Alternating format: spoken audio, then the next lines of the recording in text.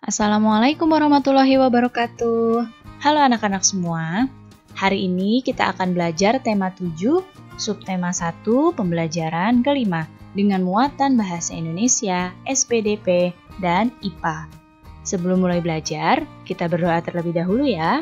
Berdoa dimulai.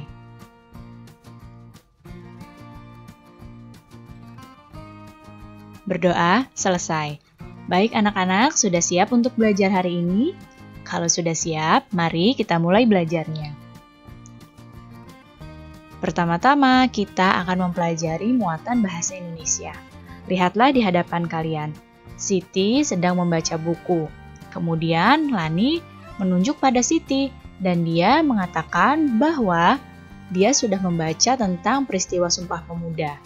Sumpah Pemuda ini merupakan peristiwa yang berdampak besar terhadap perjuangan pergerakan nasional. Kita dapat menemukan berbagai informasi menarik dengan membaca.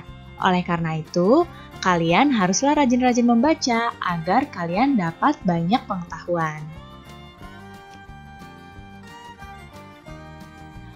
Apa itu informasi menarik? Informasi menarik adalah informasi yang dapat membangkitkan keingintahuan pembaca untuk mencari tahu lebih lanjut informasi tersebut.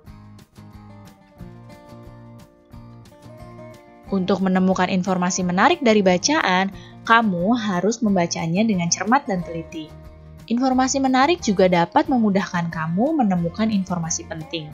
Jika kamu telah menemukan informasi menarik pada bacaan dan juga menemukan informasi penting dari bacaan, maka kamu dapat membuat sebuah ulasan dari bacaan tersebut. Lalu seperti apa ya ulasan itu? Nah, sekarang cobalah kalian baca teks ini terlebih dahulu dengan cermat.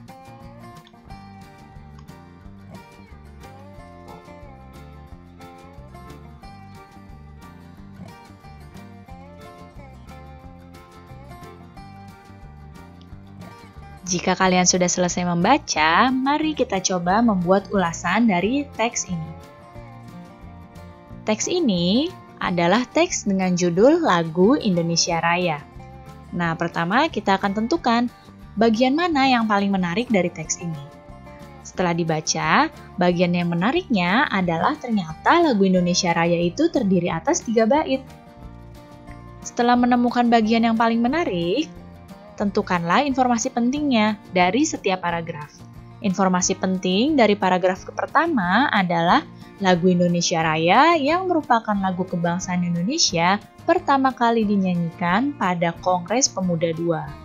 Kemudian, informasi penting dari paragraf kedua adalah lagu Indonesia Raya juga dinyanyikan pada upacara bendera saat penaikan bendera merah putih.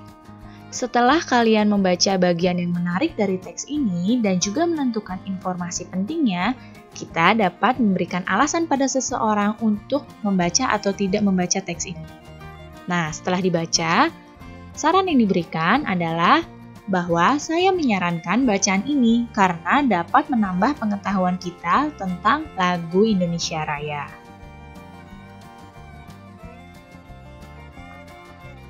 Pada peristiwa Sumpah Pemuda tahun 1928, turut diakui lagu Indonesia Raya ciptaan W.R. Supratman sebagai lagu kebangsaan Indonesia.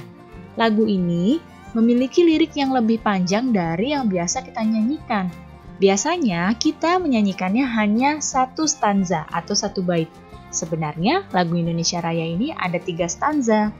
Sekarang kita akan memasuki muatan SPDP. Seperti apa ya lagu Indonesia Raya dengan 3 stanza? Nah, di hadapan kalian ini adalah teks lagu Indonesia Raya. Yang sebelah kiri ini adalah teks Indonesia Raya yang biasa kalian nyanyikan, yaitu stanza pertama. Nah, yang sebelah kanan ini adalah teks Indonesia Raya, stanza kedua dan stanza ketiga. Dinyanyikannya nadanya sama dengan teks pada stanza pertama. Lagu Indonesia Raya tersebut wajib diajarkan pada generasi penerus dalam rangka menanamkan sikap cinta tanah air, menghargai jasa pahlawan, dan juga semangat perjuangan.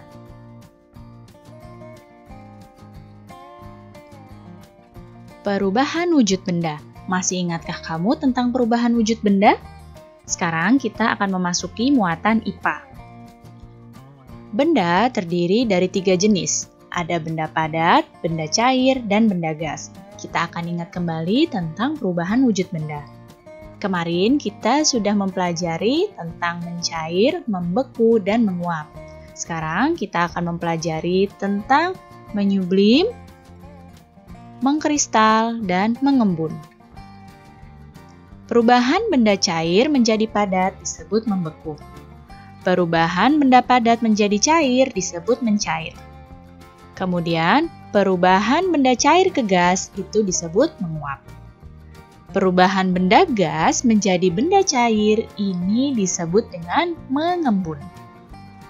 Kemudian, perubahan benda padat menjadi gas disebut dengan menyublim. Dan perubahan benda gas menjadi padat disebut dengan mengkristal. Sekarang kita akan mempelajari contoh dari peristiwa mengembun, yaitu perubahan wujud benda gas menjadi cair. Contoh peristiwa mengembun adalah embun di pagi hari. Kalian ketika pagi hari mungkin seringkali melihat di daun-daunan atau di rumput terdapat titik-titik air, tapi tidak hujan. Nah, titik-titik air tersebut adalah embun. Kemudian, peristiwa yang berikutnya adalah dinding luar gelas yang menjadi basah karena bagian dalam gelasnya itu diisi dengan es. Itu merupakan contoh peristiwa mengembun. Berikutnya adalah menyublim, yaitu perubahan benda padat menjadi gas. Apa contohnya? Contohnya adalah kamper atau kapur barus yang lama-kelamaan akan habis dan tercium baunya jika dibiarkan di tempat terbuka. Jadi, kamper atau kapur barus tersebut bukannya menghilang, tapi berubah menjadi benda gas. Kemudian, yang berikutnya adalah peristiwa mengkristal, yaitu perubahan wujud benda gas menjadi padat. Contohnya adalah dalam proses pembuatan garam. Dan juga lubang knalpot yang menjadi kotor berwarna hitam karena gas CO2 yang berubah menjadi padat. Baik anak-anak, cukup sekian ya penjelasan Ibu kali ini. Mudah-mudahan kalian paham dan mengerti. Terima kasih anak-anak semua. Sampai jumpa lagi. Wassalamualaikum warahmatullahi wabarakatuh.